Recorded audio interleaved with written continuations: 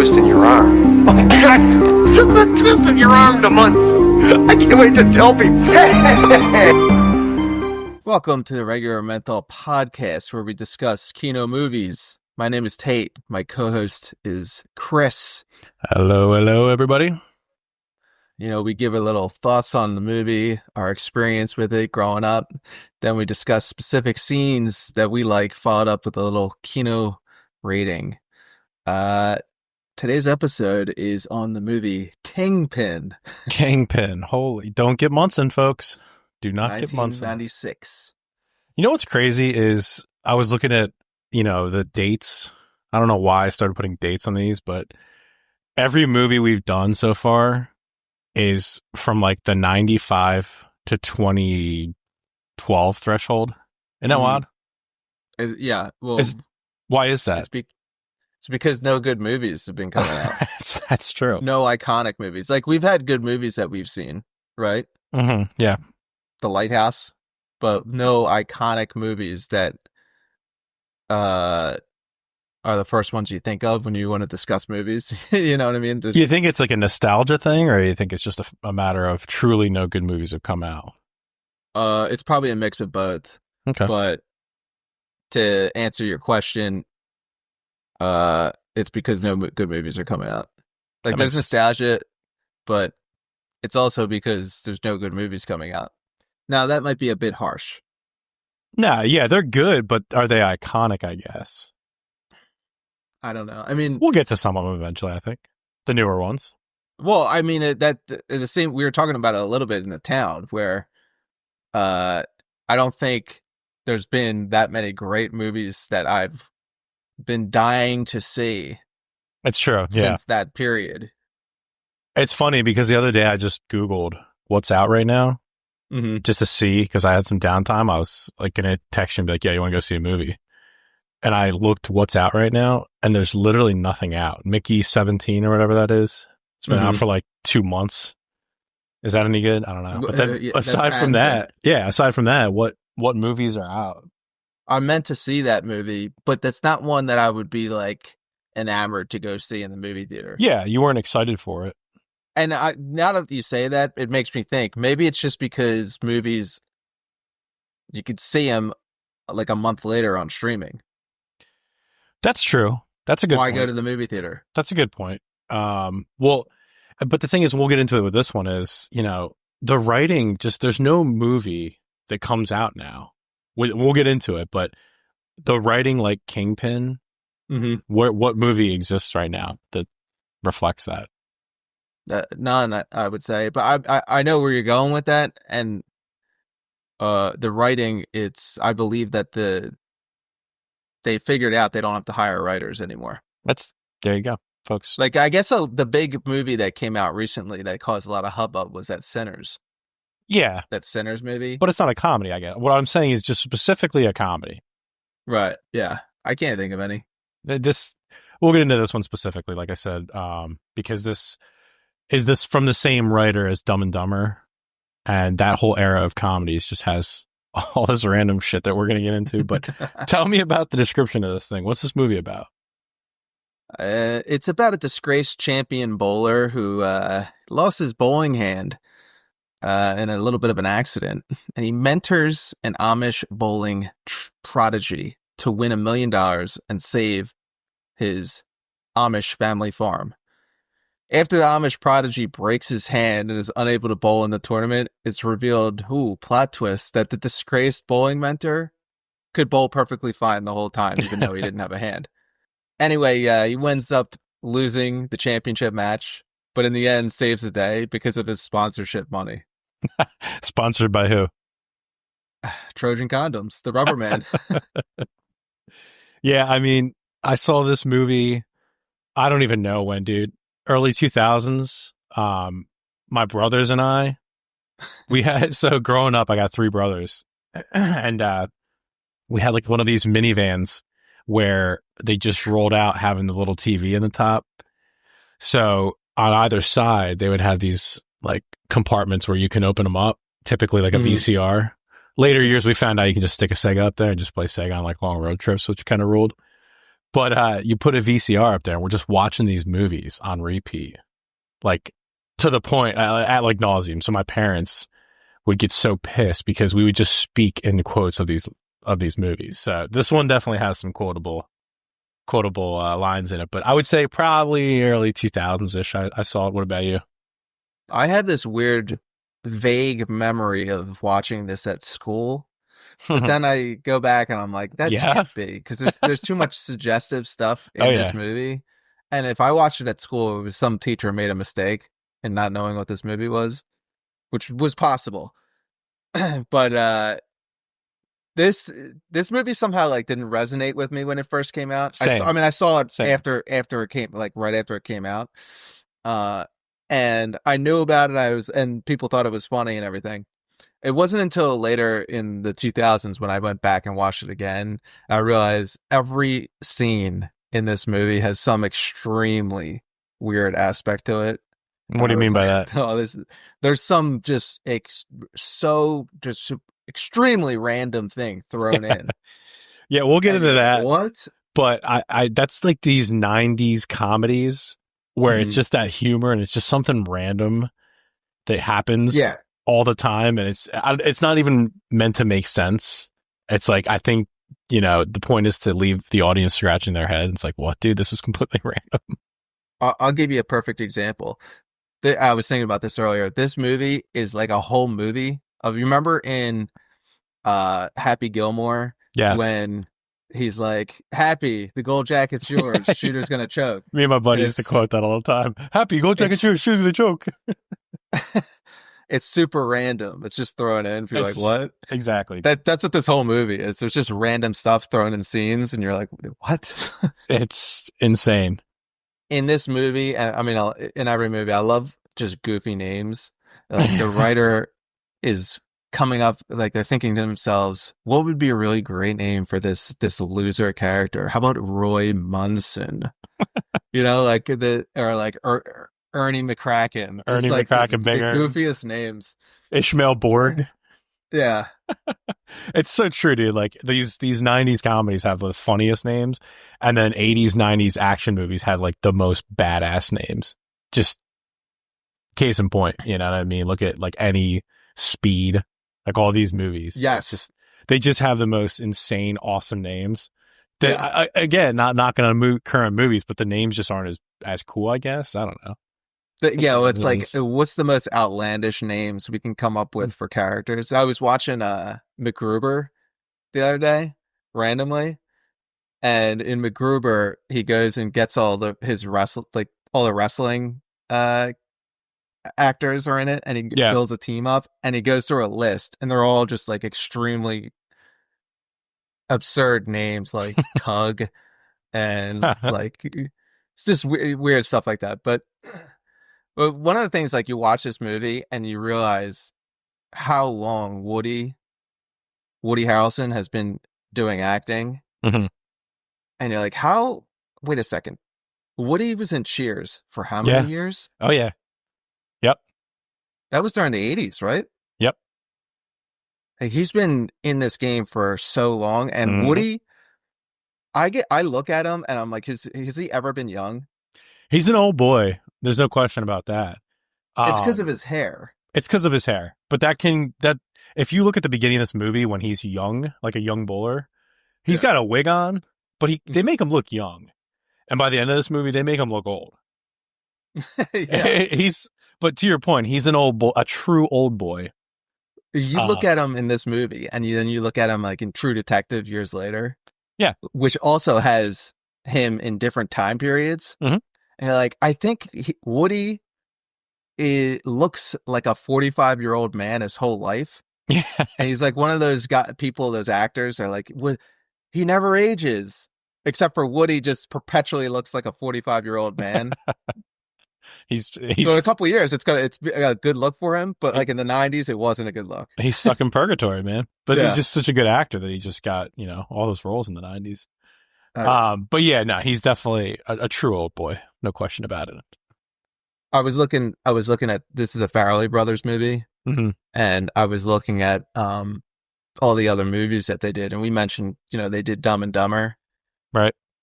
What's your? I think my favorite Farrelly Brothers movie is Dumb and Dumber. I mean, it's got to be. It's got to be right? for me. Same. I do really like this movie though. The more I watch it, the more I've seen it. It wasn't the sexy one when it came out, right? Or the most popular, but I do really love this movie. But watching it back again, yeah, I would say Dumb and Dumber is just peak. It's so good. It just nails everything. It takes this movie and just heightens it. I don't even know if my sister realizes that these movies are Farrelly Brothers movies, but she has an obsession with Me, Myself, and Irene. Yeah. And Stuck on You. Her favorite movie is Stuck on You. That's pretty random. With Matt Damon, which is also a very funny movie.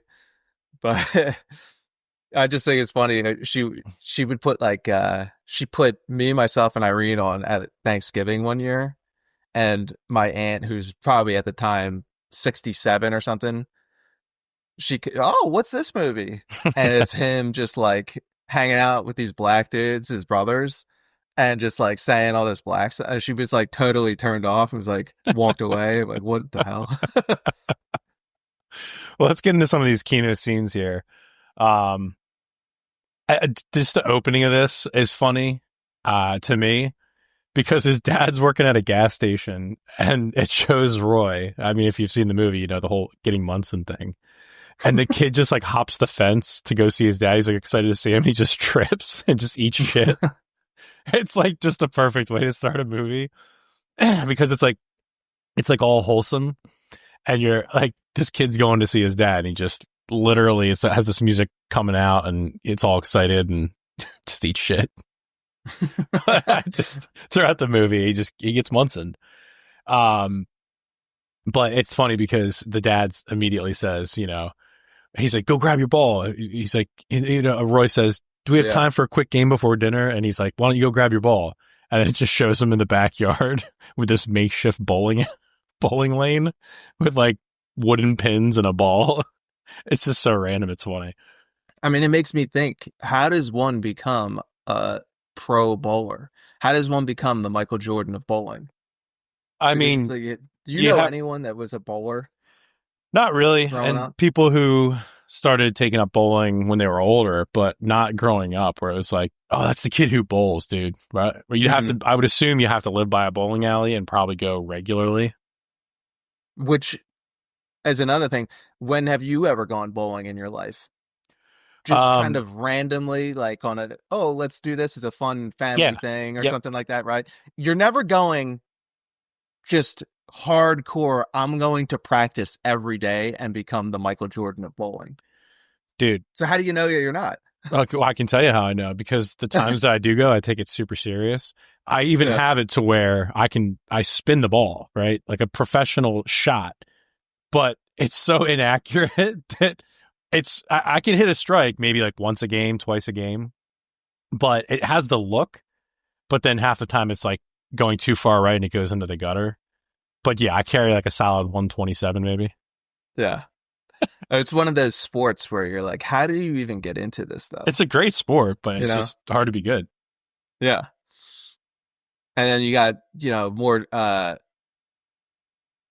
the one thing that stuck out real quick stuck out to me was it shows him as he's older, right? And he comes in and it's like the opening and all these people in this bowling like area, or I guess it's like a bowling alley, but it's like his tiny little town and everyone's like cheering him on. It's like 100 people. It's like disco music in the 70s or whatever. And then it pans out and it's this giant banner and it says state amateur bowling champion. Like people are getting this hype for a guy being an amateur bowling champion. Dude, it's funny you say this reminds me of watching The Karate Kid in a way, because in The Karate Kid, they take it super serious, karate. Like, who takes bowling serious? Well, it's what I'm saying about these comedies is it's like the reveal, right? So it shows the leading up to it and everyone's excited. And you're like, oh, wow, this guy must be like a big deal. And then it just pans out and it says state amateur bowling champion. That's what it is about these movies, man. Like the comedies. It's the reveal. I guess Roy and Big Ern has a quick scene. Roy's leaving his dad in the hometown and everything. He's going on his tour, and then he finds Big Ern out there, and they go to have lunch in a diner. Dude, the diner scene. It's go ahead. Another example of just here's a diner. You can just zip right in, get some good food. Big Ern's ordering mixed drinks, smoking inside. A Tanqueray and Tab. What happened to these diners? Where are these diners? Man, I can't speak to it, but yeah, it's not a thing anymore. But he orders a Tanqueray and Tab, and he says, "Keep him coming, hon. I got a long drive ahead." It's just so, his demeanor in this movie, everything's so matter of fact. It's so great, dude. Bill Murray just kills it. It's so casual too. It's very casual, says natural. This wild things very casually, just kind of almost understated. Right. And it's funny because when they're talking and Big Ern's asking him if he wants to earn some supplemental income, my brother and I we always have this quote because he's got his mouth full of like soup or whatever chowder he's eating, and he's like, supplemental income. And Big Ern keeps trying to like talk to him about it, and he's starting to get more and more pissed. He's like, you know what, why don't you go outside and finish that off? You can come back in here. And he just gets up and walks out. And he looks over at the girls. He looks over at the girls. He's like, how you doing? And the girl goes, hi. He's like, not you. You. How are you? His character is so peak, man. Oh my God, this bartender. So like it cuts to now they're on the road together. Yeah. And they're going to go do a hustle. They're bowling hustlers. And they're going to go fix a game, but they have, in order to get involved in this hustle and trick everyone, they go to the bar beforehand and they're having a drink, and the bartender is just unbelievable. Dude, this guy, holy smokes. We have our actor of the movie, the small actor. This guy's it right here. This is my favorite, extra, if you want to call it, or bit role, whatever. But this guy, dude, oh my God. Roy puts down a couple $100 bills and he's like, say there, buddy, you want to buy a drink or the whole place? And he does like this laugh where he like snorts kind of. This guy rules so much. It's so over the top. It's over the top, but it's hilarious. And I was like, you got to wonder if they directed this guy to have the fakest looking laugh. Yeah. Oh, possible. Absolutely. Just make it as insane as possible, this laugh. And he's like, he goes, if you're looking for some friendly action, I might have someone to accommodate you. It's got like these buck teeth that are clearly like props, but it's so funny. And it, like, to round it all out, he's got like this parted flowing hair where like the part that's flowing back is a different color of brown. Yeah. It's just so good. I love it. Like you see a lot of these, we talk about these random actors who step up. Oh yeah. For stepped up. A role that is maybe 3 lines. And it's like there's really no reason that the acting has to be this insane. It's either the director is specifically making a point to tell the actor to do this because he thinks it's funny. Yeah. Or in other cases, it's like the actors gets the role and he's like, I'm going to crush this role. I'm going to destroy this. This is my break. I'm going to destroy this role. For this specific example, it would have had to have been, predetermined because the guy is rocking these fake prosthetic teeth. Yeah. So I'm assuming they had to have this character kind of sorted out. And then the guy in the wheelchair, like his buddy at the bar, is also kind of has this funny look. But yeah, he's definitely my sleeper character in this movie. No question about it. Talk to me about this. Dude, so another funny side note is he tells him to pick up a 7-10 split, right? And Ernie goes, yeah, you'll pick up that spare the same day as my hair starts falling out. And it's just such a funny line because if you've seen the movie before, you're like, oh, this is where he kind of starts the whole hair battle throughout the rest of the movie, to where the final scene, it's like obvious that they put like some kind of hair wig or whatever on him. And then the final scene where they're battling it out in the championship, they both have this insanely flowing hair. it's so funny to me. That's like the most epic part of the movie. They're both just bald guys. Yeah. Like past the point of no return. Mm-hmm. I don't know what you would call that on the Norwood scale, but it's off the charts. And neither of them shave their head. They're just growing their hair long and doing this insane comb over. So by the end of the movie, their hair, whatever, like you said, whatever bald comb over wig they're wearing, it's completely insane looking at the final showdown where it's all blowing, standing up on one side. And it's like, this is the ultimate it's so good. receding hairline movie. Yeah, what's the opposite of bald maxing? The Chad Scullett. Well, I know that, but in this sense, where they're trying to salvage that little bit over the top. It's the Chad embrace. It's like you don't even shave your hair. You're just straight up embracing the fact that you have insane looking hair. Yeah. And you're throwing it in everyone's face. Like never before have I seen a movie that includes so much receding hairline, so many comb overs. I mean, in the beginning of the movie, Bill Murray has a perm, it looks like. Yeah. Did that shock you? I guess it was like the 70s, you know what I mean? Yeah. So, it was hilarious. All right, so then we cut to 17 years later, right? After they send Roy's hand through the ball return. And it's funny because they put him none other than Scranton, Pennsylvania, right? So Scranton, Pennsylvania is where my mom grew up. And it's like in the valley in PA. So the weather a lot of the times is kind of gloomy. So it's the same location that they did the show The Office, right? Mm-hmm. And I'm wondering if they didn't just do this because they're showing him he's got this like depressing life and he wakes up and he's in Scranton, PA. Yeah, like why would they pick that specific place out of anywhere? Right. But then if you keep watching, you realize that, well, no, it's actually because they have to, they're having Ishmael be an Amish character, right? Mm-hmm. And they have him travel from Scranton to Lancaster at Lancaster Bowl, which was a real bowling alley.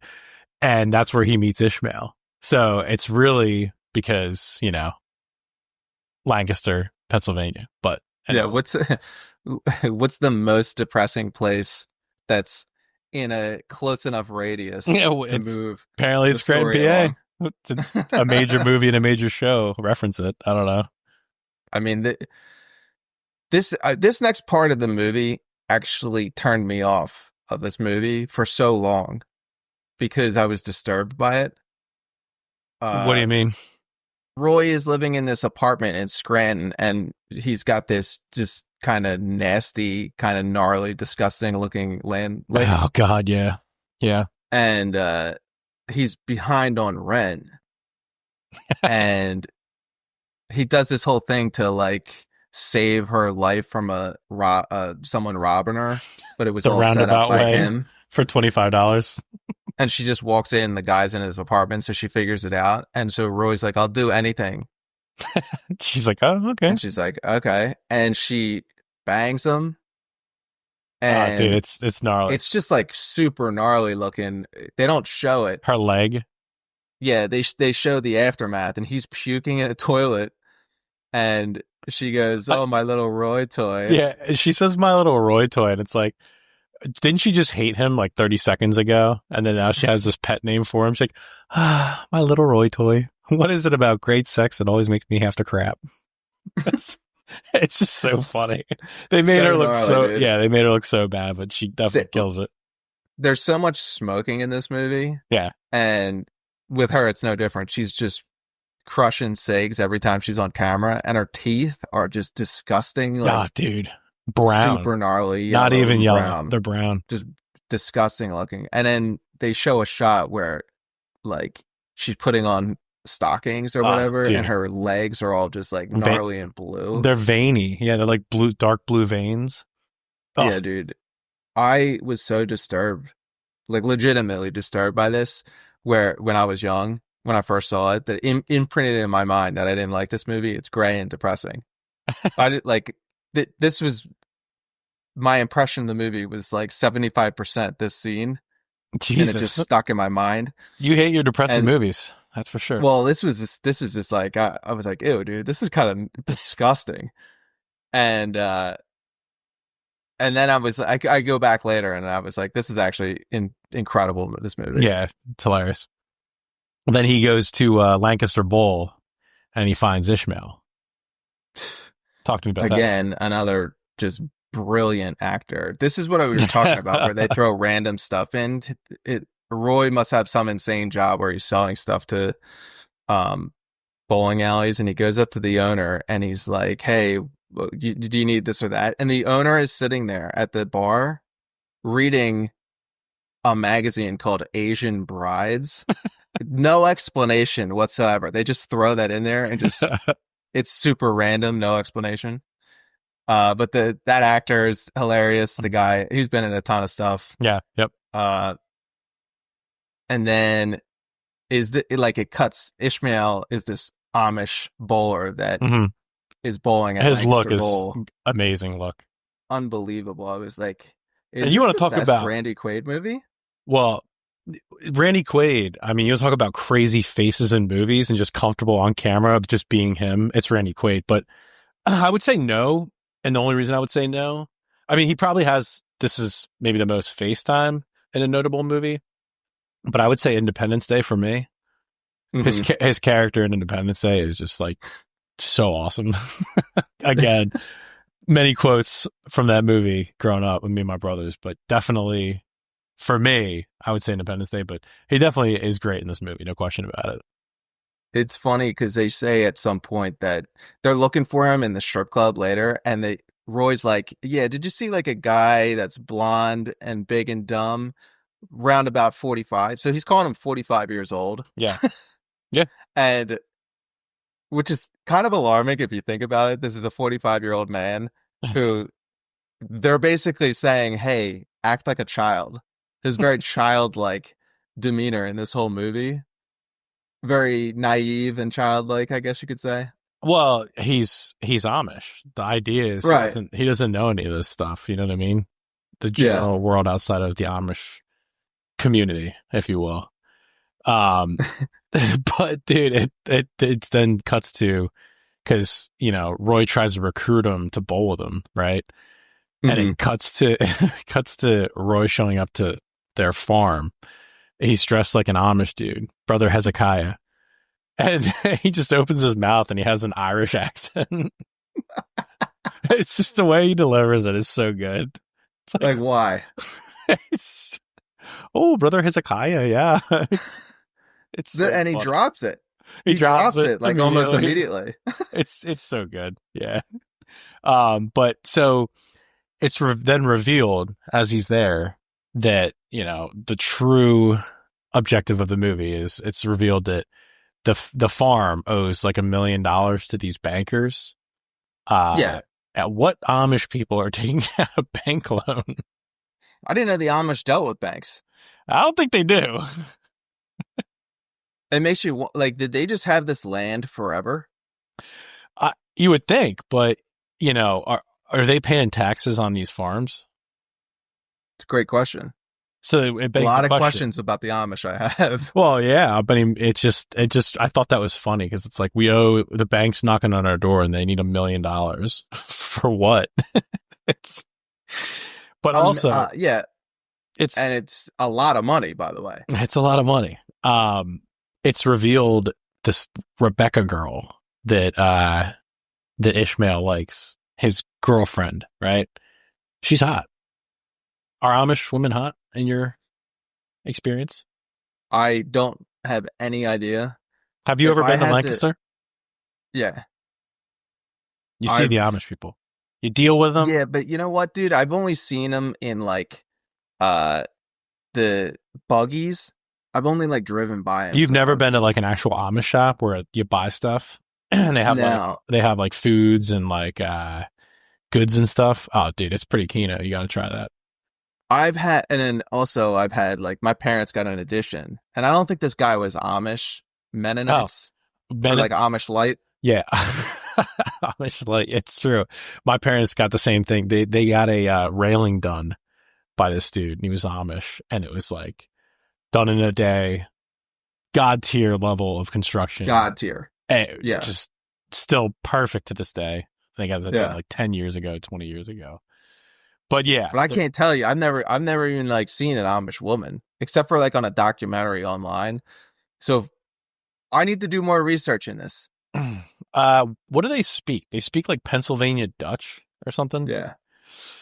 Yeah. So I don't even know what that is. Who knows? But yeah. So that's the only experience I've had where it's like you go to one of their shops, you can buy, goods, jams, jellies. Do you remember Rumspringa? Oh yeah, absolutely.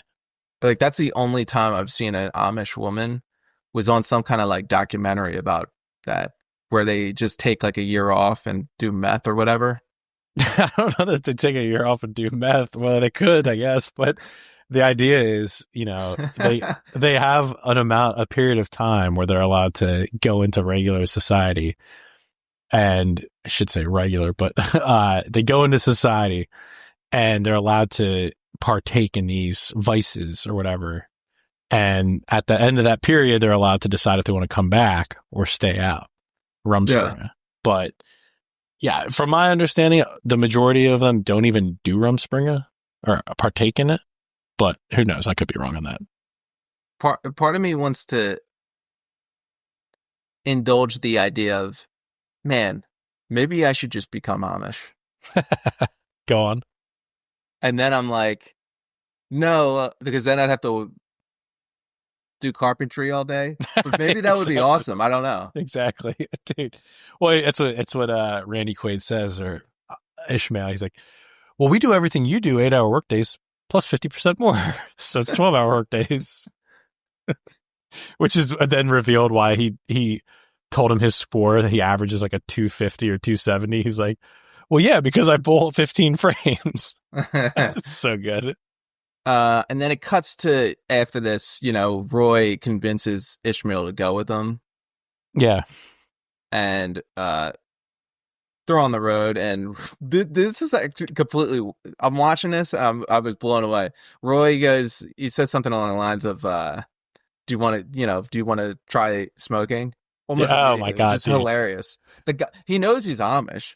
Like, why would you be like, hey, do you want a cigarette? No, because the idea is Roy has no clue. But he says something to the effect of, he says, well, it's not healthy for you. Somehow, I guess Ishmael knows that. And Roy says, the American Tobacco Company says smoking is harmless. Why would they lie? If you're dead, you can't buy cigarettes. Right? And then he just gives him this look like, he gives him this look. Ishmael gives him a look like, well, all right. I know you have this theory on cigarettes. Why don't you share? Yeah, nicotine is supposedly a aromatase inhibitor. So when you have excess amount of testosterone, it aromatizes into estrogen in your body. But there's certain chemicals and stuff that can stop that from happening. And supposedly nicotine is one. And that's one of the theories behind people who smoked had higher testosterone levels. It's not exactly a perfect experiment, because it could just be that people who smoke already have higher testosterone levels. Yeah. And the reason the higher testosterone is leading them to take bigger risks, like smoking. But there's something to be said about the chemical compound of nicotine and the benefits you get from nicotine. Yeah. Now, what happens when people smoke? They start smoking half a pack a day, right? That's probably not healthy. But what if you smoke like one cig a day? Does anyone ever do that? I know that you do that or have done it. Who knows if you still do? Do you still partake in a casual cig? Every once in a while. But the thing of it is people can't do that because they can't control themselves to only have 1 to 2 per day. That's the difference. Right. You're schizophrenic, so you can do it. it's great for driving, It's true. Yeah. you know? But it's stopping yourself from having them the rest of the day, I feel like. Yeah. But I mean, plus there's other avenues now. Like you can do a nicotine pouch and everything. But and what is it? Is it the tobacco? Is it the nicotine? I'm not sure. But civilization has grown up with tobacco, alcohol, and we've gotten by pretty far. Yeah. When did they start coming out with cigarettes? Like people have been smoking forever, but was it always hurting each other, or is it just the modern cigarettes that are hurting you? I'm not sure. Big think right Folks, there. Big I am think. not a scientist. I am a certified bro scientist. Okay, there's a difference. Well, getting back to this, it's funny because Ishmael says he doesn't want to get Munsoned on the side of the road when he's arguing with Roy. And Roy's like, wait, what'd you say? He's like, I don't get Munsoned, you know? What's that mean? And he's like, Ishmael says, it's like having the world in the palm of your hand, then blowing it. It's a figure of speech. Just the way it's a figure of speech. It's it's like this world is some kind of alternate reality where people take bowling super seriously, so they know the story of this. Exactly. Yep. What are they? Amateur champion who lost his hand in an accident. They know the story of this guy all over the world, so it became so big that it actually became a figure of speech. Iowa State amateur champion bowler. So but the fact that it becomes a figure of speech to the point where an Amish person picks up on it and is so familiar with it that he says it all the time, and the guy it's named after has never heard of it. Exactly. Yep. Like what? So good. And they just bring it up throughout the rest of the movie is getting Munsoned. Of course, Claudia knows about it. Everyone knows about it. There's a commercial. Yeah. There's a commercial with Big Ern where he's like, I didn't want these kids to get Munsoned. It's so good. This is like so random. Like they're practicing, Roy and Ishmael, and his hand flies off his hook, his rubber hand that he has. Yeah. It flies off and it lands on these two people making out. Yep. In the bowling alley. And I was like, this is another just extremely random thing they throw in for no reason. It is true. I see what you're saying about just randomness. It's just unnecessary, but they just no explanation whatsoever, but it's funny because it's like, what's the backstory? Give it a backstory to this. There's just somewhat fat and ugly guy making out with this attractive woman, and a plastic hand lands on her boobs. So he carefully takes the plastic hand off and then puts the other guy's hand on her boobs. That's kind of insane. You're like, and the people making out just don't react to this at all. They're so into it. It was like, what is going on there? There's another non-reaction later in the movie that I have to touch on when it comes time. But then they get to Stanley's mansion to play a money game. Right. This guy rules. This dude, Stanley, aka Gavin Rossdale from Bush. Why did they give this dude eyeshadow in this movie? It's such a random thing. He's clearly wearing eyeshadow, but it's aside from the eyeshadow, his drip is kind of immaculate. He's got this black turtleneck, right? Of course, he's got a tuck going on, and he's got this long black hair with white streaks in it, which is kind of based. This character is insane looking. We didn't really get into literally me characters, but Stanley is literally me. Like this character is the bartender from Dumb and Dumber. Oh, he is. Yeah. Holy cow. Yeah. He right when Lloyd walks out of the bar, is like, we landed on the moon. Yeah. And like this actor played the bartender in that scene. And he's just like crazy looking. Yeah. And this character, Stanley, is just like, what's going on here? He's got a giant mansion. And again, this alternate reality where people care about bowling so much. He has a bowling alley in his house and is running high stakes games of bowling. But when you actually look at what they're betting, it's $1,000 per game. Well, $1,000 back then might have been a little bit more, but you know. Inflation. It may have, but this guy is like running like a mansion. Also, they're doing this whole hustle and they just play straight up. They play straight up one game. That's it. Like there's nothing to this hustle. It's just a straight up one game and that's it. And so the guy starts to flip out when he loses, like, hey, let's play another game. And he finds out Roy has fake hundreds or whatever, but he was probably just going to flip out anyway if they didn't play another game. And he told his crony, the dude who keeps barking at Roy, to take him out back and make Ishmael's hand look like Roy's hand.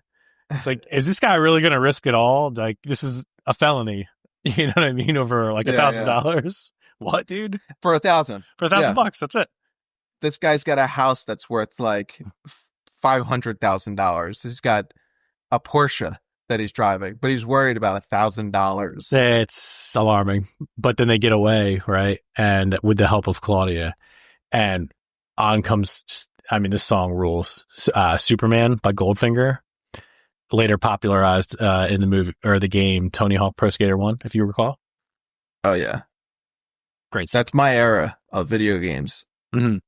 Is like Tony Hawk Pro Skater 1. I remember going down the shore and playing it when it first came out, dog.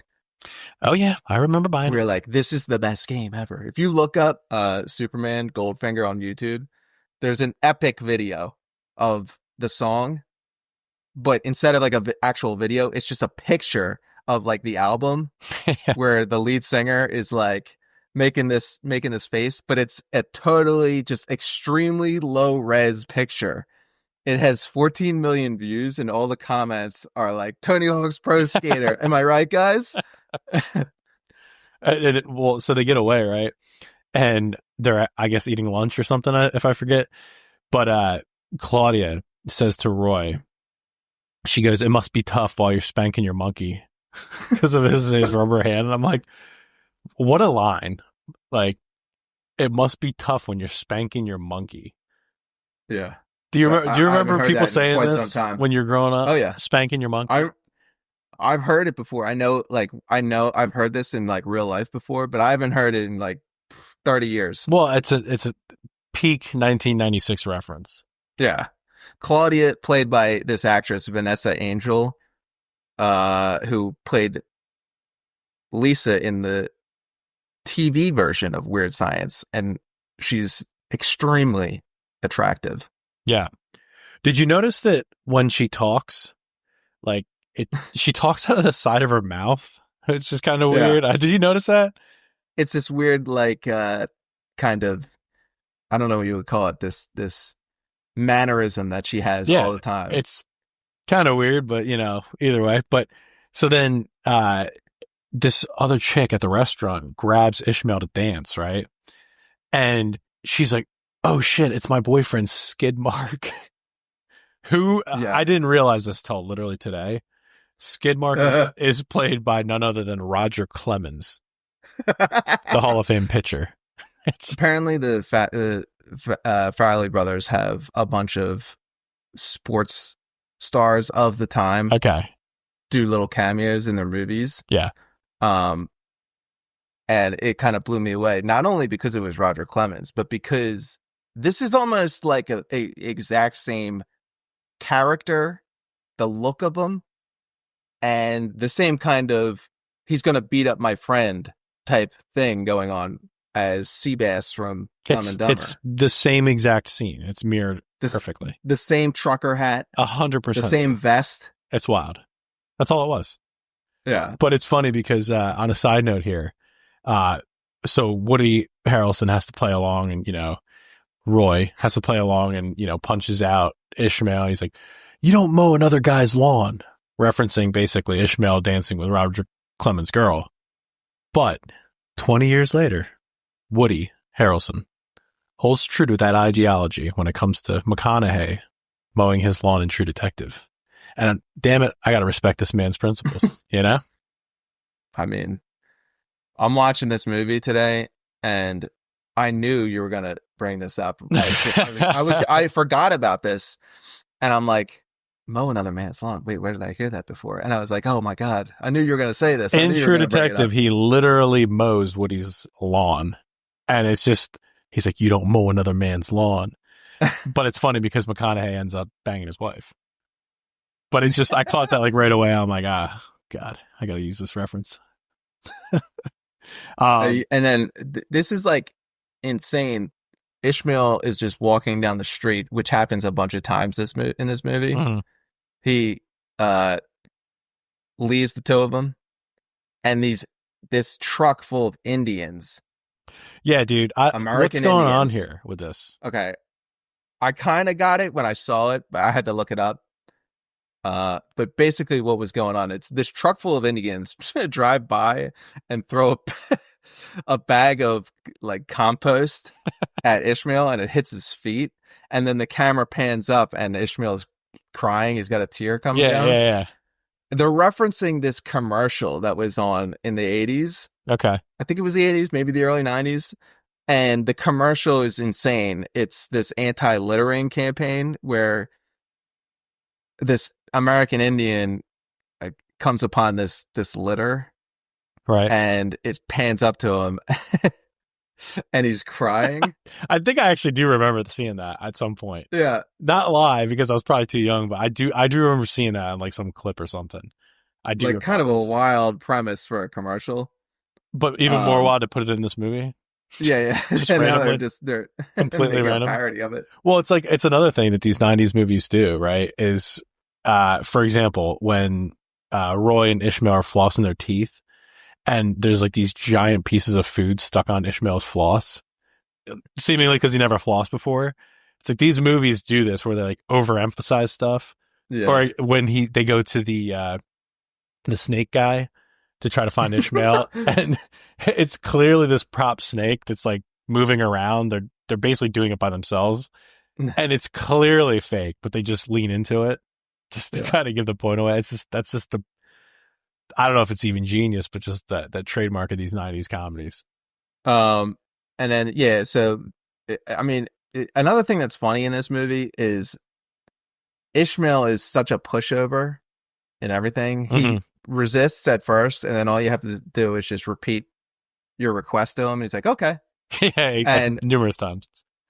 He's trying to be, at first he's trying to be an Amish guy who doesn't do any of these stimulants or anything. Right. He's like, oh, if Roy asks him if he wants a coffee, he's like, I don't do stimulants. And he's like, what do you think cigarettes are? Oh, okay. After he got him to smoke cigs. And now in the movie, he just progressively gets more and more insane. And I just love how he smokes cigarettes in like the first scene that he's in. And just throughout the rest of the movie, he is just smoking cigs now. No explanation. Just he's in the background smoking cigs, and it's not talked about or emphasized at all. And I love that little touch where they just throw that in and then a little bit more each scene where he's doing something else now. He's smoking a bong in this one of the scenes. And then his clothing changes and he's got like, this gold chain and stuff. Yeah. It's a nice touch. But we want to talk wild faces. They get to Reno, and Chris Elliott is at the craps table. The actor Chris Elliott. He's the gambler. And dude, aside from his face just in general being insane, this dude has some kino looks. I mean, yeah, the hair. Dude, this guy's sitting at a craps table. So good. And he goes, I'm going to bet $800,000 on this. On the pass line. What? He puts the dice in his hand and asks he says, hey, Dollface. Hey, Dollface. Yeah. On this. And Ishmael takes like, oh, I'll do it. And he takes the dice and launches it, and he wins. So I assume he just got like a ton of money. Oh yeah, I mean, and $800K on the pass line. That's a payout right there. He looks back, like they're like, all right, see ya, and they walk away. And the camera pans back to him. He looks back and he's just like, huh. It's so completely random and funny. Well, but then it leads right into, it shows Bill Murray is not in the first, I guess the middle half, if not more, of this movie. But it's funny because, I mean, this is just a genius movie for him. But his delivery in this movie is just so incredible. But he's getting interviewed, right, by ABC about the tournament. And some hot chick walks up next to him and asks for his autograph, right? Mid-interview. And he gives her an autograph. He's like, "What's your name?" And she says her name. He's like, "All right, I'm in 1103. Just completely, and it goes back to the interview. By the way, I'm in room 1103. He does it. It's like even more subdued than that. Like he even like lowers his tone just a slight, just a bit, and then goes, "I'm in 1103." It's so quick you almost miss it, and you're like, "Oh my god, this is a guy well versed in being a sleazebag, I guess you could say." Yeah, that's the character he's trying to give off. But it's so funny because right after that, he sees the three of them, Claudia, Roy, and Ishmael, and he's like, "Munson," and then Roy's like obviously pissed off. And he goes, "For 17 years, not a day went by where I didn't think what I'd say to you if I saw you again." And he just goes, "I bet," and just walks right by him and starts rapping to Claudia. It's just that his mannerisms, dude, are so good in this movie. Yeah, they have once they meet, like he gets Ishmael punches the wall because Roy and Big Ern have like this words and everything, and then they're about to fight. And Ishmael punches a wall and breaks his hand. Yep. So he can't bowl now. This is one of my favorite things in movies. This complete just turn that doesn't make any sense whatsoever. But Big Ern's so they're sitting at now. They're Roy and Ishmael are sitting at the bar contemplating what they're going to do and everything. Right. And Roy looks up and a Big Ern commercial comes on TV again. Dude, I guess bowling is the biggest sport in this alternate reality. And there's just a bowling star on TV and he's just a super creep. Like all these hot moms, these hot single moms. And he's helping them out by paying for this nonprofit or whatever that they're supporting. And he's just got like his hand in. Dude, I never noticed it. At the very end there, it cuts to him with all four of them, two of them on each side, on each of his legs, on his lap. And his right hand is down the front of this chick's skirt from the top. And it's just so random. It's like, dude, for real. It's again, though, like, so his sleaziness is super subdued. Yeah. And he's just really slick about it in this movie. Yeah. Then, you know, I would say probably the funniest part in this entire movie for me, it's the smallest thing, right? But it's completely random. And it's when they're in the championship or they're leading into the championship match, like semifinals or something.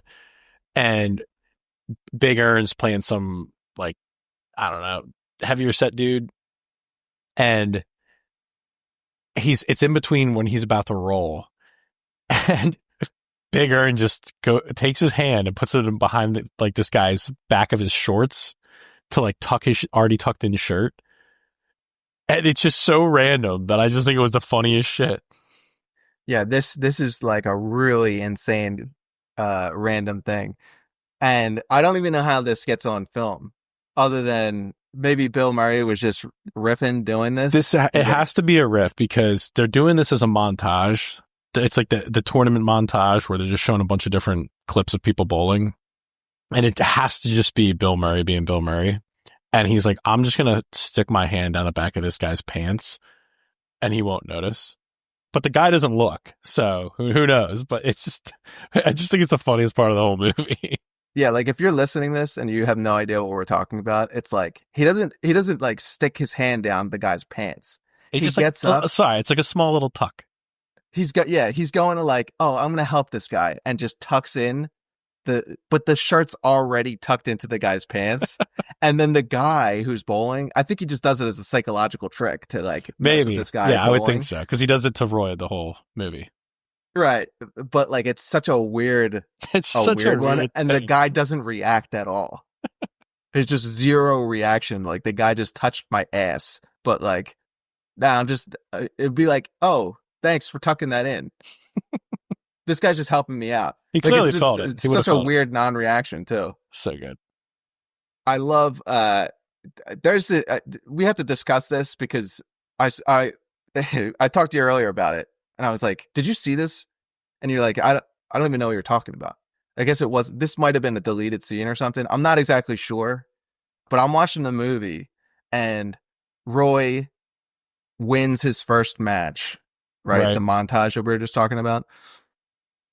And what I'm watching online, it cuts to this Reno Sparks Gospel Mission. And yeah, this is completely insane. This is the most insane thing I might have ever seen in any movie. It's Roy and Ishmael next to each other, and Roy's like, yeah, I'm really starting to feel like a winner.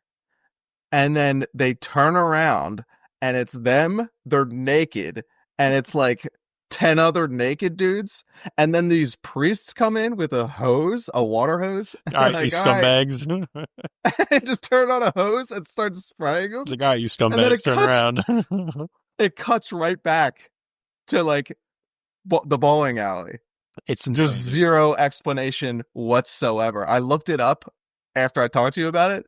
I looked it up like on Reddit, and someone poses the question like, what is this scene? Someone tell me what's going on here. And there's a couple comments that are like, I have no idea. No one has any idea what this is. Who knows? But then, he ends up, they both get to the championship match. And dude, this is so epic. This is where the hair really comes into play, where it starts to unravel. And again, they had to add to Big Ern's hair because it's just literally like a foot and a half of just hair sticking off to the one side. And then the same happens with Roy, like in between shots. He's like stressing out and has his head in his hand and he looks up and it's all flopped to the one side. If you like talk about Kingpin, I haven't seen it in like a decade. That's the first thing it's going to remind me of is the hair. The hair battle. Like, what is going on with this hair in this movie? In terms of like, what are they trying to get across to you, the viewer? That these people are losers, like maniacs. Like, I don't exactly get it, but as I lose more and more hair, it becomes extremely disturbing to watch. Like that's where I'm headed. Hey man, I show up, I'm just rocking the Big Ern. Love it. I love this woman. They're in the championship match, and like this random woman with huge boobs comes out running to give Roy a kiss, and he's like, what the hell? Yeah. And then the security is about to like go grab her and shoo her off, and Big Ern's like, no, like come on over, and then like he like hypes the crowd up, like, I'm a good guy, I'm gonna help this lady, and then like I guess it gives her a kiss or whatever, and then is gonna like, all right, time for you to go. And as he's doing it, he casually just touches her boobs, but then while he's turning her around. Then he just fully grabs it. Yeah. Dude. And it's just so like, this is a guy that's probably done this a million times. 100%. Dude, and when he beats Roy, it's so good because his reaction, he's like, so, it's like that video clip of that bowler. Yeah. Did you ever see that one where the guy's like, I'm the best, me, and like he just wanted. Who do you think you are? Who do you think you are? I am. It's like the same thing, just not that aggressive. But dude, he shakes Roy's hand, and the hand comes off. He's like, "Ew!" And he just throws it into the crowd. It's just, it's so good, dude. Again with Ishmael too. Like Roy is about to shoot he's about to throw one of his last frames. Mm-hmm. And it's just him in the background, Ishmael, just getting like super hyped, and he's holding a 40. Yeah. And he's just drinking his 40. And I'm like, this dude's just getting hammered with a 40. Hey, man. He even references it when his brother comes in and says something to him, it's time to go. He's like, no, I guess I still have half a beer left. Yeah. So good. But then, he ends up, losing to Big Ern. And then, obviously, what happens. He gets his Trojan $500,000 check, and yeah, it's meaningless anyway. Right, the whole movie's meaningless. Exactly. And then they go back to the farm, And, they kind of surprise Ishmael and, they're obviously together. He's cleaned up his act, Roy. But they're saying bye to him. This is just the best. The dad on the farm, Ishmael's dad, he's like, and you sister Claudia, the whore that she is. And then it cuts to when they're leaving. And they're like, bye, brother Munson. Bye, whore. It's just, this is the kind of writing that they just don't have anymore, dude. It's just so funny. Bye, dude, brother Munson. Bye, whore. Bye, whore. I don't know why. It's just so good. This woman who plays Claudia, Vanessa Angel, is so hot. Yeah? You looked her up? I think she's... Well, yeah, I did. This is what I have to do. You get an extremely attractive woman in the 90s who hasn't been in anything. You're trying to see what she looks forever. Like? Yeah. But yeah, so I do a little Google search, Vanessa Angel 2025.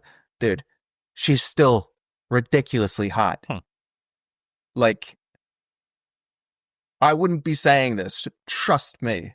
I wouldn't be saying this if it wasn't mind-boggling if you look her up. Vanessa Angel 2025. Everyone look it up. It's like you'll be blown away. Full disclosure, I did actually look someone up, but it was the landlord. I looked up to see who the actress was and if she's still alive. She's 81. That's what I looked up in this movie. But bless her heart, dude. She got a raw deal. Yeah, for sure. She got jobbed in this movie. I mean, I'm paying her money, but like that might be like the most disturbing looking woman, the landlady, in all of movies. It's nightmare fuel. And we didn't mention it, but based John Popper.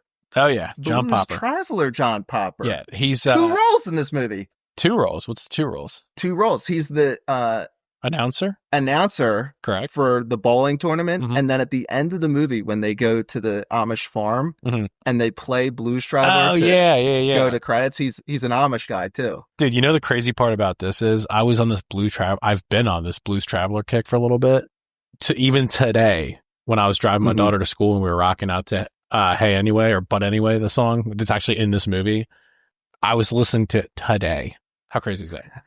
I mean, I love it. I'm envisioning that right now. Oh yeah. Great band, by the way. But let's get into these overall kino ratings. I'll go first. Because I'm always curious to see what yours is. But I'm gonna give this a 7.5. Right.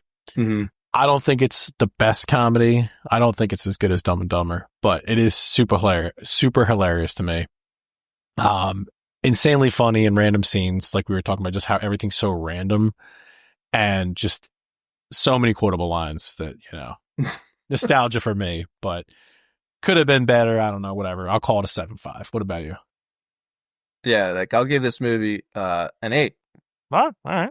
I think this is a great movie.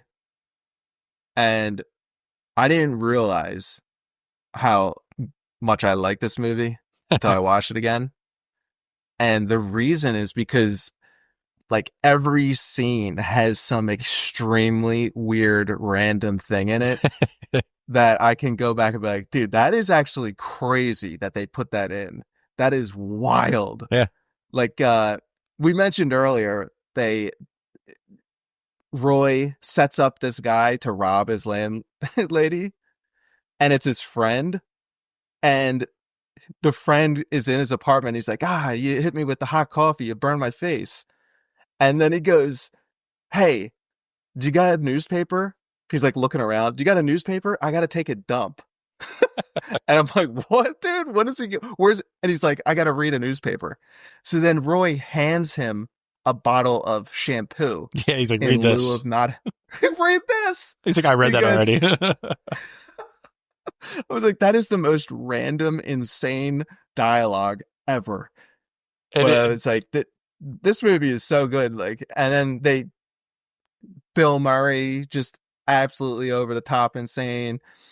Yeah, it gets all pulled together at the end. Randy Quaid jumping around like a maniac. Yeah, the 3 of them together, there's just 3 dynamite roles with these 3 characters, I would say, for sure. I think that this movie, I could be wrong on this, I think that this movie was perhaps undervalued. 100%. I'd agree with that 100%. Yep. But again, dude, you had a lot of these comedies in that era. You know what I mean? There's so many to compare it to. Right. So that are classics. That's the problem, right? If something like this comes out today, I mean, but they wouldn't allow it to come out today. That's the problem. That's what I mean, though. Like, I think this one went under the radar a little bit.